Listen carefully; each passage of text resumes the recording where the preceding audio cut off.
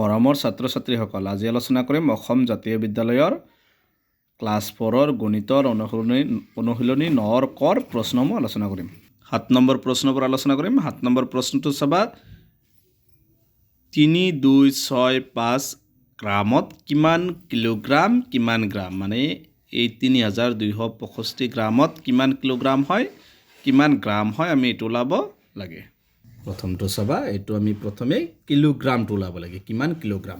তোমালোকে মনত ৰাখিবা, কিলোগ্ৰাম হ'লে সদায় 1000ৰে হৰণ কৰিব লাগে। গ্ৰামটো যদি কিলোগ্ৰাম নিব লাগে 1000ৰে হৰণ কৰিবা। 1000ৰে হৰণ কৰিলে চাবা, 1000ত শূন্য কেইটা আছে? 1000ত শূন্য আছে তিনিটা আছে। 3 ঘৰ আগত দশমিক, 1 2 3, ইয়াতে দশমিক হ'ব। দশমিক হ'লে এইটো 3 কি হ'ব? 3ত কি হ'ব? কিলোগ্ৰাম। আৰু বাকীখিনি কি হ'ব? গ্ৰাম। বাকী আছে কিমান? 265 গ্ৰাম। বা তোমালোকে এনেকৈ লিখিব পাৰিবা 3265 1000ৰে হৰণ। ওপৰৰ সংখ্যাটোৱে লিখিবা 3265। কেইটা শূন্য আছে? 3টা, মানে 3 ঘৰ আগত দশমিক। এইটো হ'ব 3 কিলোগ্ৰাম 265 গ্ৰাম। এইটো হৈছে 7 নম্বৰটোৰ এনচাৰ। 8 নম্বৰ প্ৰশ্ন দিছে, 15242 গ্ৰামত কিমান কিলোগ্ৰাম? প্ৰথমে কিলোগ্ৰামটো ওলাব লাগে। মনত ৰাখিবা, কিলোগ্ৰামটো ওলালে 1000 হৰণ কৰিলে কেই ঘৰ আগত দশমিক হ'ব? 3 ঘৰ। 3 ঘৰ হ'লে 1 2 3 কিমান হ'ব? 15 কিলোগ্ৰাম। এইটো ওলালোঁ। তাৰপিছত কৈছে হেক্টগ্ৰাম। বাকী কি আছে? 5ৰ পিছত কি আছে? 2 কি হ'ব? এইটো হ'ব হেক্টগ্ৰাম।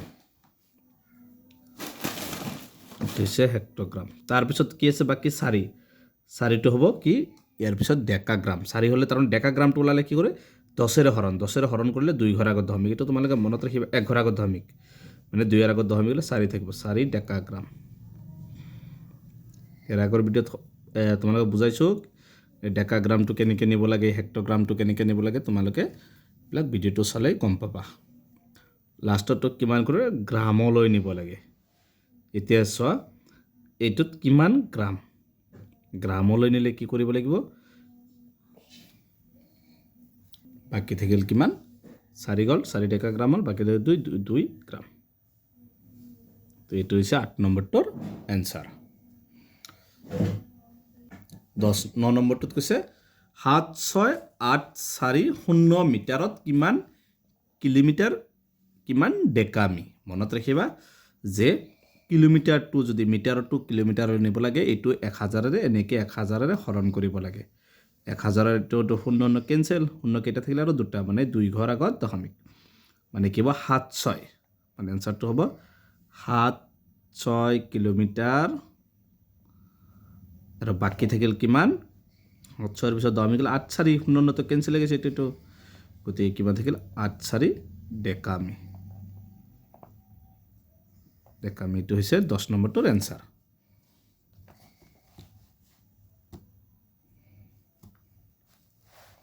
নেক্সট 10 নম্বৰটো দিছে, 43754 লিটাৰত কিমান কিলোলিটাৰ কিমান হেক্টলি কিমান লিটাৰ। এতিয়া চাবা, প্ৰথমে দিয়া আছে যে 43754, গতিকে এইটো তোমালোকে এইটো কি কৰিবা? 1000ৰে হৰণ কৰিবা। 1000ৰে হৰণ কৰিলে চাবা কেই ঘৰ আগত দশমিক হ'ব?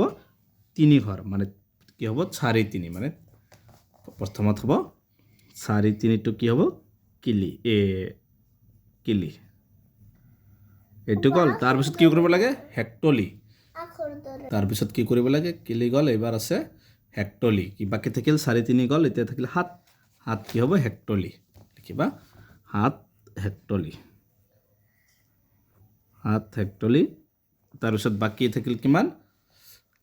5×4 কি হ'ব? লিটাৰ। 5×4 লিটাৰ। এইটো হ'ল 10 নম্বৰটোৰ এনচাৰ।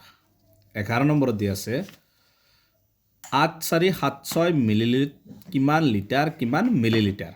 প্ৰথমে চাবা, এতিয়া মিলিলিটাৰটো কেনেকৈ নিবা? মিলিলিটাৰটো নিলে কি কৰিব লাগিব? এইটো তোমালোকে 1000ৰে ইয়াক হৰণ কৰিব লাগিব। গতিকে 1000ত কেইটা শূন্য? 3টা, মানে 3 ঘৰ আগত দশমিক গ'লে কি হ'ব? 8ৰ পিছত, মানে 8 লিটাৰ। বাকীখিনি কি হ'ব? মিলিলিটাৰ। 476 মিলি। এইটো হৈছে 11 নম্বৰটোৰ এনসাৰ তাৰপিছতটো 12 নম্বৰ 4.378 কিলোগ্ৰামত কিমান কুইণ্টেল কিমান কুইণ্টেল আৰু কিমান কিলোগ্ৰাম কুইণ্টেলৰ নিলে কি কৰিব লাগে ইয়াক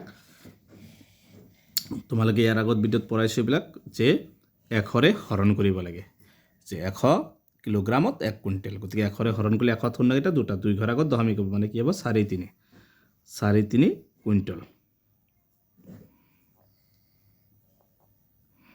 বাকি থাকিল কিমান 7-8 গতিকে 7-8 টো কি হ'ব কিলোগ্ৰাম 7-8 কিলোগ্ৰাম এবাৰ আছে 13 নম্বৰত 8.670 ডেকাগ্ৰামত কিমান কিলোগ্ৰাম কিমান হেক্টগ্ৰাম প্ৰথমে কিলোগ্ৰাম তাৰ পিছত হেক্টগ্ৰাম হেক্টগ্ৰাম ওলাব লাগে এতিয়া চাবা 13 নম্বৰটো গতিকে ইয়াক প্ৰথমে তোমালোকে কি কৰিবা কিলোগ্ৰামলৈ নিলে কি কৰিব লাগিব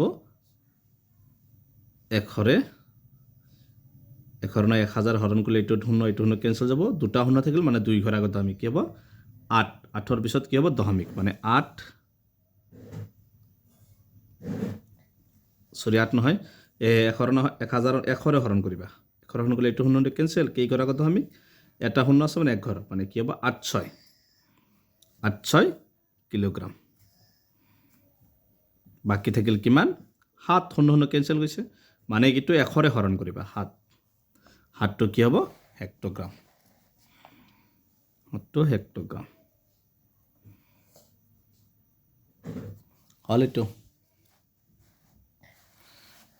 তাৰপিছত আছে 14 নম্বৰ এইটো হেক 384 সেন্টিমিটাৰত কিমান মিটাৰ কিমান সেন্টিমিটাৰ তোমালোকে জানাই যে সেন্টিমিটাৰটো মিটাৰলৈ নিলে কি কৰিব লাগে 100ৰে হৰণ কৰিব লাগে মানে 100 সেন্টিমিটাৰত 1 মিটাৰ নেকি 100ৰে হৰণ কৰিবা শূন্য কেনসেল তলত শূন্য আছে কেইটা এটা মানে 1 ঘৰ আগত দশমিক হ'লে কি হ'ব 3 মিটাৰ 3 ৰ পিছত মিটাৰ হ'ব তাৰ পিছত বাকি থাকিল 8 সেন্টিমিটাৰ এটো হৈছে এটোৰ আনসাৰ গতিকে নৰ কৰ আটাইকেইটা কোশ্চেন সমাধান কৰা হ'ল গতিকে আজিৰ ভিডিঅ'টো এইখিনি তোমালোকে ভিডিঅ'টো লাইক কৰিবা আৰু চেনেলটো সাবস্ক্ৰাইব কৰিবা থ্যাংক ইউ